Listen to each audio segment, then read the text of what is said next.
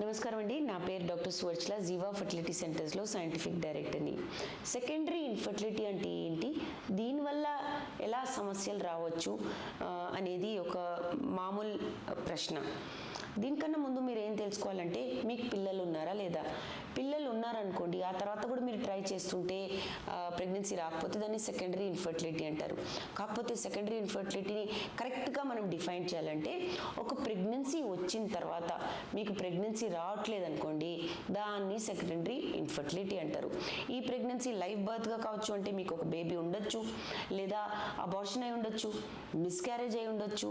So ఎలాంటి pregnancy ఉన్నా, అది లైవ్ బర్త్గా అయినా, మిస్క్యారేజ్ అయినా, ఎలాంటిదైనా ప్రెగ్నెన్సీ వచ్చిన తర్వాత మళ్ళీ ప్రెగ్నెన్సీ రావట్లేదంటే దాన్ని సెకండరీ ఇన్ఫర్టిలిటీ అంటారు.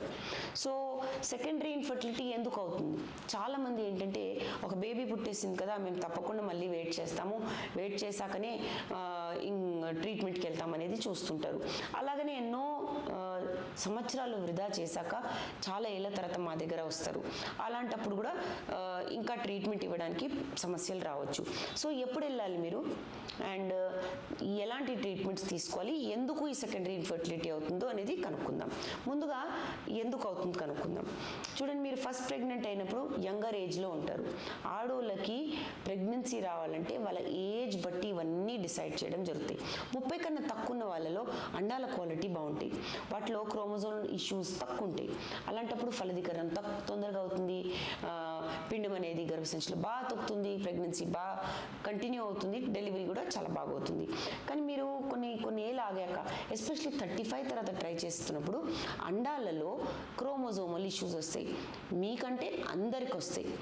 అందరు ఆడోళ్ళలో 30 నుంచి క్రోమోజోమల్ ఇష్యూస్ స్టార్ట్ అవుతాయి. 35 తర్వాత కొంచెం తొందరగా ర్యాపిడ్గా ఎగ్ క్వాలిటీ అనేది డిక్లైన్ అవుతుంది, అంటే తగ్గిపోతూ ఉంటుంది. క్వాలిటీయే కాదు, నంబర్ కూడా తగ్గిపోతూ ఉంటుంది. సో 40కి వచ్చే వాళ్ళకి చాలా చాలా క్రోమోజోమల్ ఇష్యూస్ ఉంటాయి. క్వాలిటీ కాకుండా క్వాంటిటీ, అంటే నంబర్ కూడా అండాశయాల్లో అండాలు తగ్గిపోతూ ఉంటాయి. సో మీరు ఎంత లిమిట్ అంత సమస్య ఎక్కువ అవుతూ ఉంటుంది. అంతేగాని మీకు ఆల్రెడీ ఖచ్చితంగా బేబీ అవుతుంది, వెయిట్ చేస్తూ ఉందాం అనేది మంచి పద్ధతి కాదు. ఏజ్ బట్టి డిసైడ్ చేయండి. ఇదొక సమస్య, ఏజ్ మోస్ట్ ఇంపార్టెంట్ సమస్య. రెండోది, మీకు బహుశా ఈ డెలివరీ అయ్యాక థైరాయిడ్ ఎక్కువ తక్కువ అవ్వచ్చు, లేదా ప్రోలాక్టిన్ ఎక్కువ తక్కువ అవ్వచ్చు. ఈ సమస్యల వల్ల కూడా కావచ్చు. మీరు బరువు ఎక్కువ అయ్యారేమో, సో బిఎంఐ ఎక్కువ అయినప్పుడు కూడా ఓవ్యులేషన్ సరిగా అవ్వకపోవడం వల్ల ఈ ప్రెగ్నెన్సీ రాకపోవడం జరుగుతుంది. ఓవ్యులేషన్ అంటే అండం విడుదలవ్వడం. సో ఈ సమస్య వల్ల కూడా కావచ్చు. ఫస్ట్ ప్రెగ్నెన్సీ తర్వాత మరీ లావుగా అయిన వాళ్ళు వెయిట్ తగ్గలేదనుకోండి, అప్పుడు కూడా ప్రెగ్నెన్సీ ఛాలెంజింగ్గా ఉంటుంది. డయాబెటీస్ వచ్చేస్తుంది ప్రెగ్నెన్సీలో. ఫస్ట్ ప్రెగ్నెన్సీలో డయాబెటీస్, హైపర్ టెన్షన్ ఉన్న వాళ్ళు కూడా సెకండ్ ప్రెగ్నెన్సీ అనేది సమస్య కావచ్చు. సో ఈ సమస్యలే కాకుండా ట్యూబ్లో బ్లాకేజ్ రావచ్చు.